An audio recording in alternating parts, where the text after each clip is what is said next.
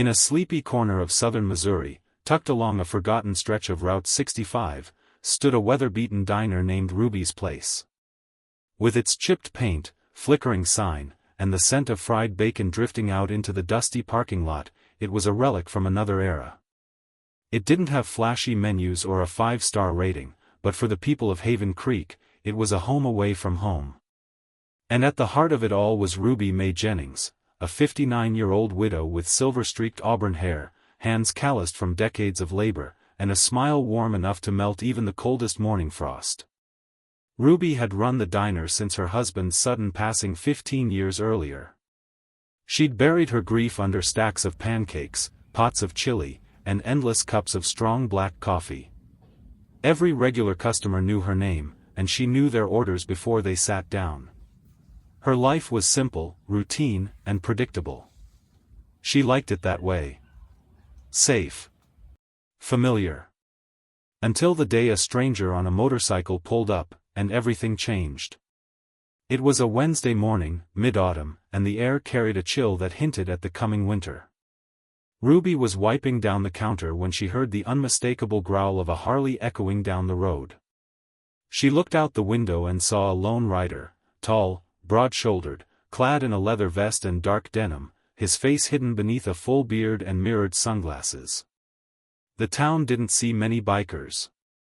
Most rode straight through without stopping. But this one pulled in, parked by the rusted picnic bench, and stepped inside.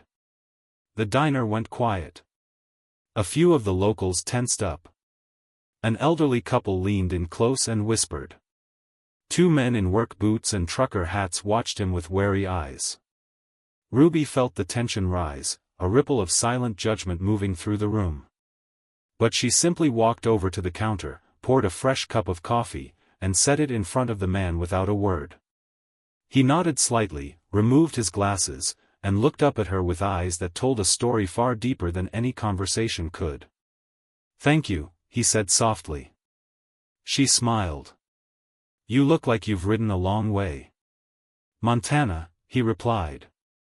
"Got family down here?" He shook his head. "No. Just passing through." The man ordered a modest breakfast, eggs, toast, and a side of bacon. He didn't talk much, just quietly ate and occasionally glanced out the window, as though expecting something, or someone, to find him. As Ruby refilled his coffee, she noticed the patches on his vest. One read Blood Ravens MC. Another bore the name Stone. She didn't ask questions. She didn't pry. She just said, "If you're tired, there's a cot in the back. Clean blankets. No charge." He looked at her, stunned. "You don't even know me." Ruby shrugged. "Don't need to. You look like someone who's had a long road. We all need rest sometimes." Stone accepted her offer with quiet gratitude. He stayed in the back room that night, slept like a man who hadn't truly rested in weeks. The next morning, he offered to pay her, but she refused. Instead, she packed him some food to go and wished him safe travels. Before he left, he paused by the door and said, "Most people see the vest and turn away. You didn't." Ruby met his eyes. "I saw a man who needed kindness. That's all." He nodded, then walked out, the engine of his Harley echoing through the cold morning air. Ruby didn't expect to ever see him again. To her, it had just been the right thing to do. But to Stone, it meant everything. 3 days later, something happened that the town of Haven Creek would never forget. It was a crisp Saturday morning, the kind of day where the diner buzzed with breakfast crowds and chatter filled the booths. Ruby was flipping pancakes when she heard it, one motorcycle, then 2, then 5, then 20. The sound grew louder, like thunder rolling across the pavement. People inside the diner stood up, craning their necks to look out the windows. And then they saw them. Motorcycles. Dozens. No, hundreds. A caravan of chrome, leather, and roaring engines poured into the parking lot, lining the street as far as the eye could see. Riders dismounted one by one, men and women of all ages, each one bearing the same crimson patch on their vests, Blood Ravens MC. At the head of the crowd was Stone. He stepped forward, helmet tucked under his arm, and walked up to Ruby's door. For a moment, the two just looked at each other, no words, just mutual recognition. Ruby opened the door with a smile. "Didn't think I'd see you again." Stone smiled back. "You showed kindness to one biker. His family came back to say thank you." Then he turned to the crowd behind him and raised his voice. "This woman showed me what real humanity looks like. When I was judged by how I looked, she judged me by how I acted. She didn't just serve food, she served dignity." The bikers erupted in cheers. One by one, they came forward. Some hugged Ruby. Some shook her hand.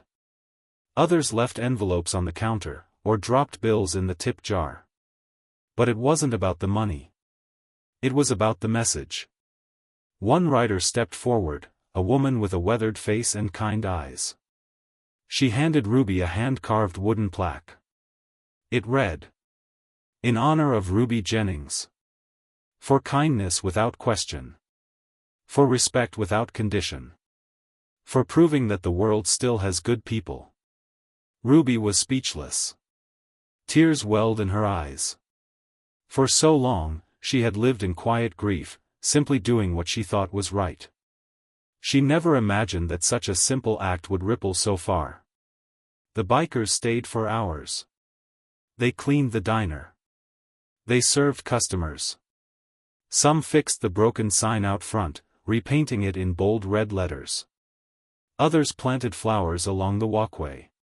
Ruby watched in awe as these so-called rough men and women transformed her little corner of the world with laughter, labor, and love.